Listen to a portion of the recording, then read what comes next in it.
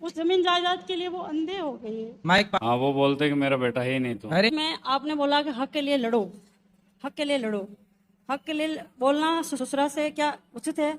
अपने हक की बात तो करनी चाहिए। नहीं, वो बोलते हैं कि तू मेरा बेटा नहीं है। कौन बोलता है? मेरा ससुरा बोलता है। अच्छा, तू मेरा बेटा नहीं? और तो किसी बोला बेटा नहीं हूँ, मैं तो बेटी हूँ, ऐसा नहीं, बोला मेरे पति को बोलता है। अच्छा, पति को। हाँ, कहता मेरे दो ही बेटा है, तेरे को हिस्सा नहीं दूंगा, तू मेरा बेटा नहीं है। तो मतलब तो ये पति कौन, मतलब तीसरे नंबर के भाई है? पिछला है, छोटा? छोटा। तो बाप बोलता है कि तू मेरा तो बेटा मेरा नहीं है। अरे बाप का दिमाग खराब हो गया है, और बेटे को नहीं पहचान रहा है। हाँ, उस जमीन जायदाद के लिए वो अंधे हो गए। माइक पास में करो पाठक। मतलब उस जमीन जायदाद के लिए वो अंधे हो गए।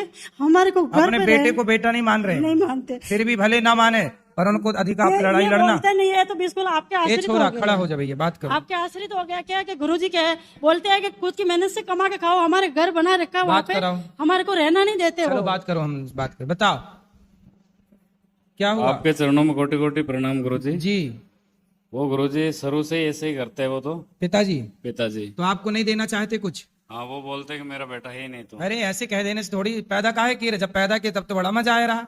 ये अब दान संपत्ति देने के टाइम पे नखरे बता रहे हैं तुम्हारे पिताजी। छाती पे चढ़ के लेना, पैदा किया है तो दो।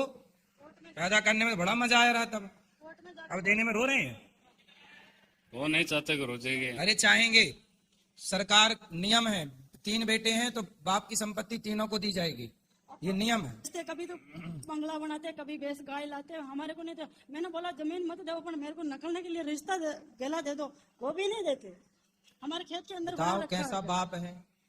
केवल बच्चे ही गलत करते हैं ऐसा नहीं, एक कलयुग है, यहाँ माँ बाप भी कई बार गलत करते हैं। मैंने बोला कि आपने पढ़ा लिखा कर युवक बना दिया, तो अब हमारी बारी है सेवा करने की। क्या तेरे क्या सामर्थ्य है सेवा करने की? हम क्या बूढ़े होकर सेवा करेंगे? तो बोले सदा जवान रहोगे, कभी तो बुढ़े होगे। हाँ, कहती है दो धन की भक्त बन के हमारे को सिखा रही है कि मैं सेवा करूँ। ऐसे ही लोग, ऐसे लोगों को ही नर्क में जाना पड़ता है तरीके से।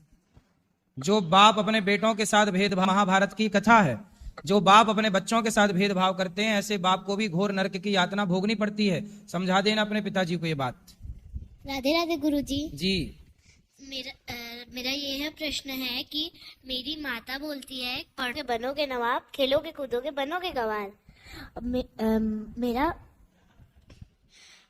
मैं पढ़ के जाती हूँ स्कूल, फिर स्कूल में पेपर देती हूँ तो भूल क्यों जाती हूँ?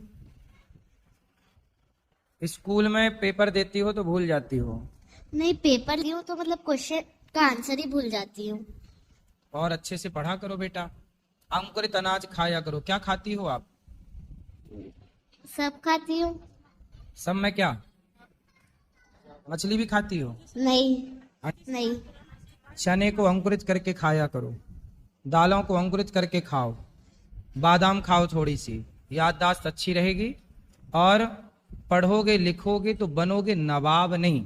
नवाब कोई अपना सनातनी शब्द थोड़ी है अपने यहाँ। तो पढ़ोगे लिखोगे करके बढ़िया शिवाजी बनो, झांसी की रानी बनो। नवाब क्या है? झांसी की रानी बनना है आपको।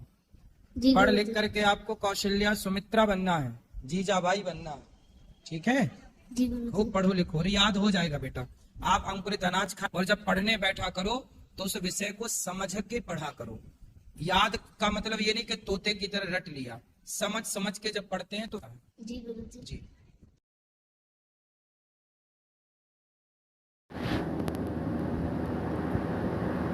दोस्तों, अगर आप लोगों को हमारी ये वीडियो अच्छी लगी हो तो वीडियो को लाइक करें और कमेंट बॉक्स में अपनी राय ज़रूर बताएं। और दोस्तों, महाराज जी की आपकी, और दोस्तों महाराज जी की कौन सी प्रश्नोत्तरी आपको अच्छी लगती है और महाराज जी की कौन सी आदत अच्छी लगती है, आप हमें कमेंट बॉक्स में ज़रूर बताएं।